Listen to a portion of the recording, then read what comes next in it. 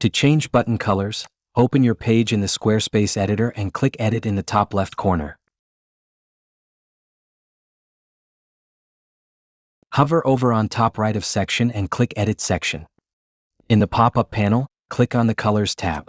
Select and apply one of the 10 available color themes.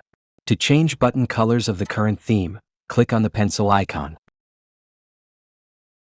Scroll down or press Ctrl+F and type button to jump directly to its settings.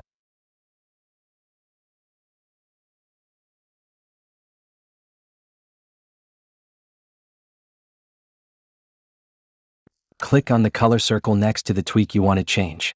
In the pop-up box, select Custom instead of Palette.